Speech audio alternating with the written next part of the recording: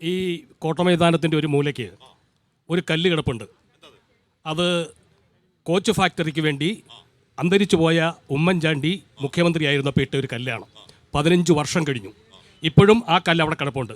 ആ കല്ലിപ്പോൾ ഉപയോഗിച്ചുകൊണ്ടിരിക്കുന്നത് ഈ പ്രദേശത്തുള്ള സ്ട്രേ ഡോഗ്സാണ്, അതായത് തെരുവുപട്ടികളാണ്. അവർക്ക് മാത്രം ഉപകാരപ്രദമായ രീതിയിൽ ഇപ്പോഴും ഈ കോട്ടമൈതാനത്തിൻ്റെ മൂലയ്ക്ക് കിടപ്പുണ്ട് ഈ കോച്ച് ഫാക്ടറി കിട്ട തറക്കല്ല്. അതിനെ സംബന്ധിച്ച് ബഹുമാനപ്പെട്ട കോൺഗ്രസിന്റെ പ്രതിനിധി എന്താ പറയുന്നത് അറിയാൻ താല്പര്യം. സത്യത്തിൽ അദ്ദേഹം ചോദിച്ച നല്ലൊരു ചോദ്യമാണ്. ഈ പാലക്കാട് കോച്ച് ഫാക്ടറിയുമായി ബന്ധപ്പെട്ട് എനിക്ക് പറയാനുള്ളത്, അത്തിപ്പഴം പഴുക്കുമ്പോൾ കാക്കക്ക് വാപ്പുണ്ടെന്ന് പറയുന്ന പോലെയാണ്. അന്ന് കല്ലിടുന്ന സമയത്ത് കോൺഗ്രസ് രാജ്യം ഭരിക്കുന്നു. പാലക്കാട് എം പി രാജേഷ് ആയിരുന്നു.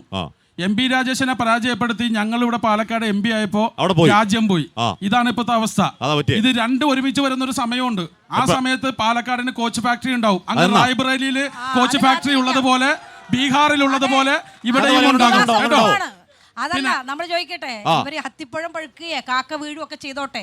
ഞാൻ ചോദിക്കുന്നത്, എം പി രാജേഷ് അന്ന് ഉശിരുള്ളത് കൊണ്ട് എം പി രാജേഷിന്റെ കാലത്ത് ഇവിടെ ഉണ്ട്.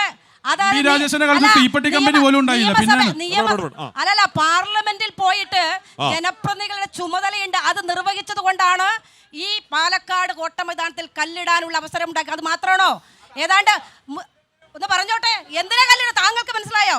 നോക്കൂ, ഇവിടെ കഞ്ചിക്കോട് ഇതിനാവശ്യമായിട്ടുള്ള ഭൂമി ഏറ്റെടുത്ത് കൈമാറി കല്ലിടുകയാണ് ഉണ്ടായത്. തുടർന്ന് ഇവിടുന്ന് UDFന്റെ പ്രതിനിധി പാർലമെന്റിലേക്ക് ഒരാളല്ലല്ലോ പോയത്, 18 പേര് പോയില്ലേ?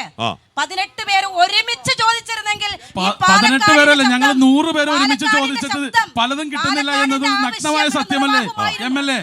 നമ്മൾ 20 പേര് കൂടി ചോദിച്ചിട്ട് തരാത്ത കാര്യങ്ങളില്ലേ? 20 പേര് കൂടി ചോദിച്ചിട്ട് തരാത്ത കാര്യങ്ങളില്ലേ? യാഥാർത്ഥ്യം മനസ്സിലാക്കും. നിങ്ങൾ BJP വെള്ളപൂശല്ലേ? BJP വെള്ളപൂശല്ലേ? നരേന്ദ്രമോദി വെള്ളപൂശരുത്. നമ്മൾ ഇന്ത്യ മുന്നണി 200 പേര് ചോദിച്ചിട്ടും നേരത്തെ പറഞ്ഞ വഖഫ് ബില്ല് 200 പേര് എതിർത്തിട്ടും അവർ പാസ്സാക്കുമെന്നാണ് അമിത്ഷാ പറയുന്നത്. നമ്മൾ നിയമസഭയില് ഒരുമിച്ച് വഖഫ് ബില്ലുമായി അവരെതിർക്കല്ലേ? അപ്പൊ അങ്ങനെ തള്ളി പറയല്ലേ? മോദി വെള്ളപൂശല്ലേ?